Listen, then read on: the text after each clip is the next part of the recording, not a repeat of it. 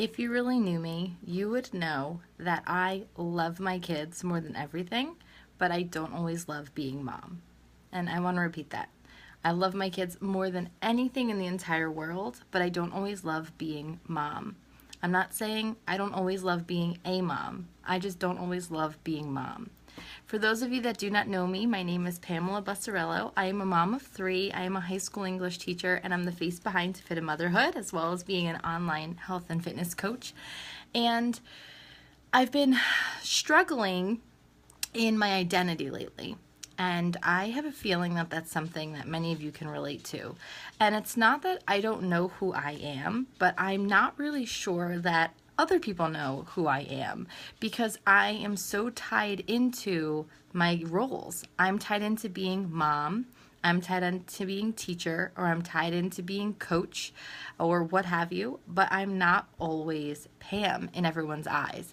And that's something that I've been really mulling over for a couple of days. I think it's something that's been subconsciously on my mind for quite a while, but in the past week, I've really discovered that this disconnect is here. And I apologize for my crazy hair. I did go for a run before and my hair is just doing its own thing.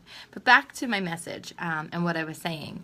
If you really knew me, you would know that I love my kids, that I would do anything for them, that I would sacrifice anything for them, that my biggest goal is to be home with them when they need me, to be a hands-on mom and to be able to attend their school functions and get them on and off the bus and do these things that moms can do.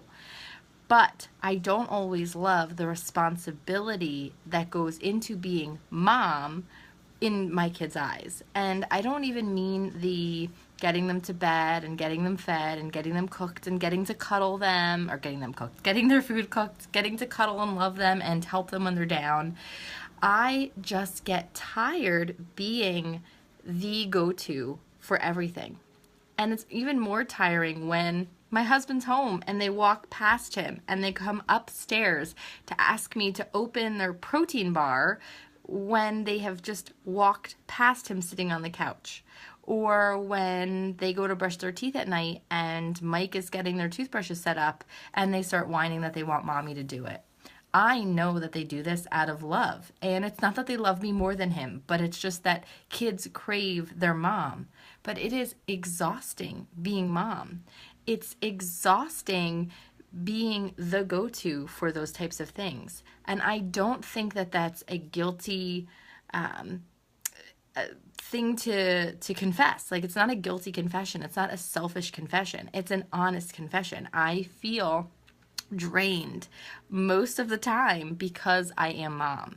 The same is true for school. You know, I love my kids and I love teaching, but I don't always love being the teacher. I love being the only daughter in my family, but I don't always love being the only daughter. It's impossible, in my opinion, for us to 100% love these roles that are added on to us when we have disconnect between who we really are, between being Pam or being Jessica or being Lisa, or whomever you are. When we have that disconnect, when we don't believe that others see us and value us as the people we are, not the roles that we take, it can get a little frustrating and a little disheartening. Just to tell you, a quick little story, I guess, in this respect. So as I said, I have three kids. And my oldest is my daughter, Kaden, and she is 6 years old. And she is a trial. And I've shared about this before, but she is a trial for two reasons. Number one, she is incredibly mature for her age, which can make her very immature in other points in time. So when she gets upset and throws a temper tantrum, it's hard for me to deal with because I see her being so grown up and making her own lunches and getting herself dressed and doing all these amazing things. So when she reverts to being a 6-year-old, it's kind of hard for me to swallow, and I expect more of her, and I have to kind of check myself. And the second reason she's a challenge is because she is just like me. Just like me. She is strong-willed, she is independent, she wants what she wants when she wants it, and sometimes has a difficult time articulating that and understanding how people aren't intuiting what it is that she desires. And she and I can butt heads often because of this. And yesterday, I had an issue happen and I was a little bit down on myself, just feeling a little bit sad. Like sometimes we do, something got under my skin. And she noticed and she sat me down and she talked to me about it. And she talked to me like I didn't even want to say a friend at school. She almost talked to me like she was the mom and I was the daughter. And she really asked me questions about how I was feeling and what made me feel this way. She asked me how I planned on resolving it. She was giving me suggestions on how to resolve it. And it was a time where I felt like, not that the roles needed to be reversed for me to feel this, that she saw me as being Pam. And being Pam means I am super emotional. I am very sensitive. I think about other people's opinions all the time. Not just their opinion of me, but their opinion of everything. Their likes and dislikes with things I may have suggested to them. Their interest in what I'm doing in school. Their if they like the same TV shows as me, if they like the same books as me. I'm a blue, for those of you that know, personality types and such. I value and take deeply people's opinions of me and everything around me, right? That's just the way I'm wired. And it was amazing because she noticed that and she talked to me about it. And she talked to me in the way that I needed her to talk to me, or needed someone to talk to me, to see me as Pam, not see me as teacher who should be able to handle X, Y, and Z in that role, or mom who needs to handle X, Y, and Z in that role, or wife, or whatever role it is that we take. There's a scene in the movie Love Actually, which I just adore, and friends of mine, we watch this all the time. And there's a scene where the mom played, oh goodness, what is her name? I can't think of what her name is now. She's in the Harry Potter movies and such. I can't remember her name. I wasn't planning on talking about this. But there's a scene in which she, comes to some sort of realization about her husband and she's very upset. And she goes into her bedroom and she's crying. And she very quickly brushes away her tears and, after letting herself cry for a minute, she brushes away her tears and she goes about her life as mom and she opens the door and she's cheerful and she is on top of it and she is back to being mom. And a good friend of mine and I have watched that scene always, and we've talked about how that reminds us of our own moms, or of that almost generation, and I don't mean that in a condescending way, in which, I feel like our parents were parents first and themselves second. And I find that I need to be me and a parent simultaneously. I need that. I need to be able to feel like Pam and like mom and like a teacher and like a wife and like a coach. I need to feel all these things equally. I just need that. And I hope that I'm not alone with this. And I hope that by saying, if you really knew me, you know that I love my kids, but I don't always love being mom. You'll know that I don't mean I don't love being a mom. But being mom and carrying that title carries so much weight and oftentimes overshadows Pam. And that is just something that I'm uncomfortable with a lot of the time. And I am working to reconcile that. And that's why my fitness journey has become so important to me, because it's mine. It belongs to Pam. It makes me better mom. It makes me better wife. It makes me better teacher and friend and daughter. But it makes me, Pam, better first. It's like that saying when you're on an airplane, right? You need to fasten your oxygen mask and then help those around you.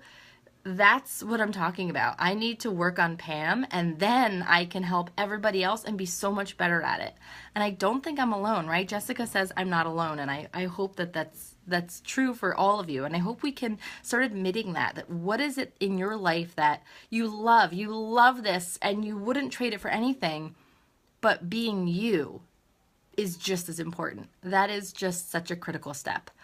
If you agree with me, let me know. Comment below or share this. I don't know, but let me know that I'm not the crazy one, that I'm not alone here, that this is a real valid feeling. I believe it's a real valid feeling. I mean, this afternoon, my in-laws took my two big kids to the shore for the weekend to do some Easter egg hunts that are happening down there. So I just had Kellen, and I was able to go to Target for an hour and a half Did I do an hour and a half worth of shopping? No. But did I meander about and just be me? Yeah, I had him, but he's not complaining. You know, he had some Cheerios, we were hanging out. I was just me.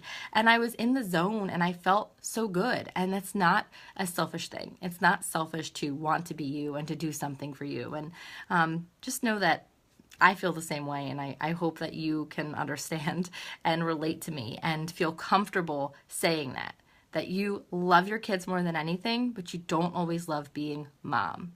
Not a mom, but just being mom. It's a heavy, heavy burden.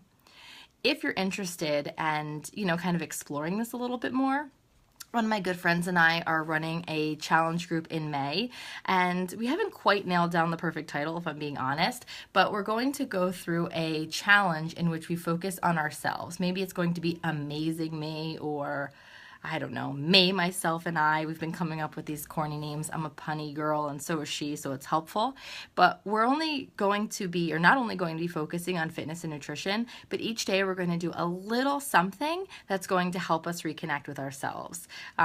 Be it, I guess we're going to call these confidence challenges. And it'll just make the connection to yourself so much stronger and make the nutrition and fitness side of it matter more, because why would you be putting something into yourself that's not going to, if you yourself aren't ready for it and you yourself aren't of value to you. Yay, Jackie's in. I can't wait, Jacqueline. I hope you're feeling good. She had a baby a couple weeks ago and she is awesome, and she was one of my past challengers, and I can't wait to have her back. That's great. So yeah, let me know if you're in. Comment below, but first, say it. I would love for you to comment with your statement. Mine is, if you really knew me, you'd know that I love my kids more than anything, but I don't always love being mom. And there's just pressure released by saying that out loud, by sharing that with you. It's like rather liberating. So if you have a confession in that sense, if I really knew you, say it below. That would be great. But even better, if you want to be in for May, let me know. Say I'm in for our confidence challenge, amazing month of May, amazing you, whatever we're going to call it, I'm not sure. Regardless, fitness, nutrition, and some confidence boosters, reconnecting with you, finding your own value, your own worth in you, regardless of the roles you play.